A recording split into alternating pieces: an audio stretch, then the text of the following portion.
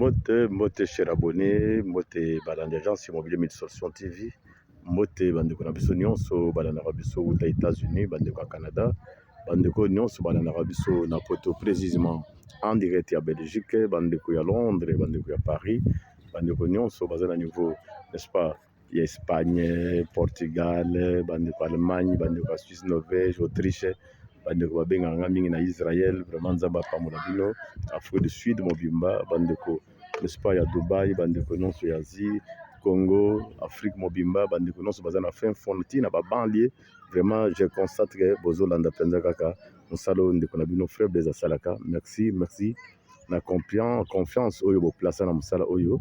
Moi je vous avais dit que avec Dieu nous aurons toujours la victoire et vous ne serez jamais déçus. Voilà encore une fois nazali awa précisément na commune Ntele. Donc nazali na quartier bazo benga Mbenzale OCC, naza na 4e rue. Donc j'ai le 4e rue ya Mbenzale OCC, nazali 5e parcelle par rapport à la route nationale. Dena wala sabino offre moko ya kitoko, je le répète, cette parcelle que vous voyez, c'est un terrain qui mesure 25 mètres de longueur. Donc et bandi kaka na borne bozomono, voilà, nous avons une borne qui est ici. Kolonga na borne oyo.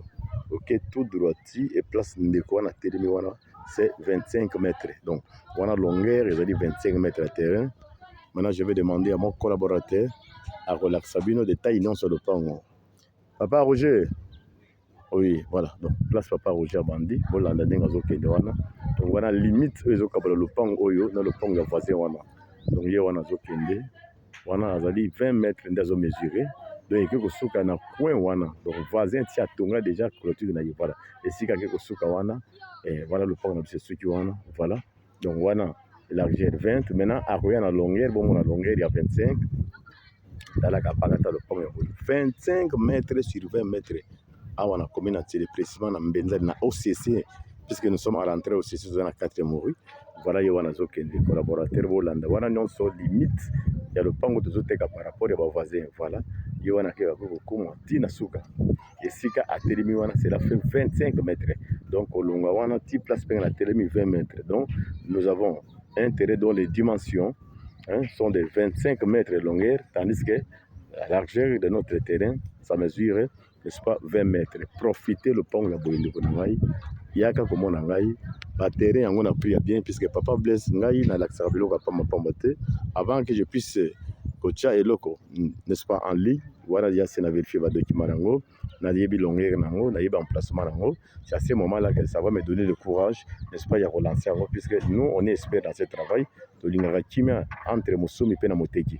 Voilà le pont nango kitoko, tala le pont plat awa ningomba ni zelo ni zamba. Donc au sommet le pont no tuninda ndenge kaka bandeko na bazotonga tala avenue na bisango ya avenue ya 4e rue tala pe na ngambo na bazomona ba voisin ndenge bazotonga bandako. Donc tous ces gens sont en train maintenant de construire petit à petit ce que sur on appelle ndako ici.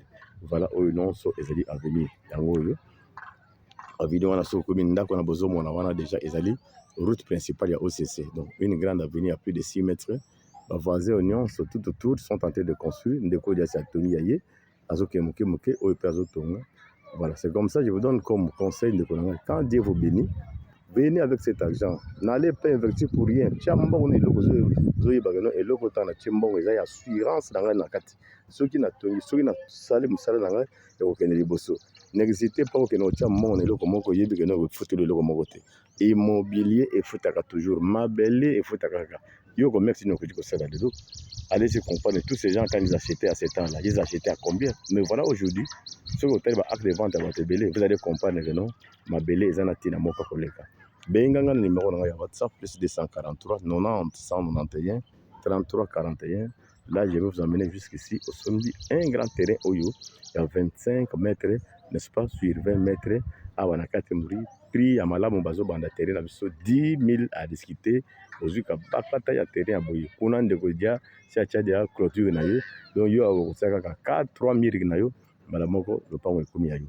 Je le répète, avec 10 000 dollars à discuter wana tokutani awa osombi terrain na Mbenzale ya kitoko toninda kuna kuna yo nini na kodi koloba nini pe nazo koloba te bandeko na ngai nazali kaka wana mpona kopesa bino appétit kopesa bino posa ya kopousse bino enfin tosomba lopango na yo zanga nyonso kozanga adresse na kili te mboka wana okendaki koluka mboka wana okendaki mosala un jour tu vas regagner mboka bakoko na yo okokita wapi ere yango oyo zwa boule tala lobi na yo bongisa adresse pour la famille na yo bongisa adresse pour la barre na yo l'adresse se prépare là maintenant n'attendez pas demain puisque demain ce que Dieu a prévu pour toi nzambe kama tayebaka lobi ya biso donc kobanga eloko moko te Dieu est avec nous soki nano sombi lopango te nzambe wana bondele kaka nzambe na biso atikaka bana na ye te akopesa mpe makoki ce n'est pas pour rien que ce Dieu là t'a fait déplacer de Kinshasa jusqu'au niveau de l'Europe jusqu'au niveau des États-Unis d'Amérique il savait qu'un jour il y aura comme fait mutamune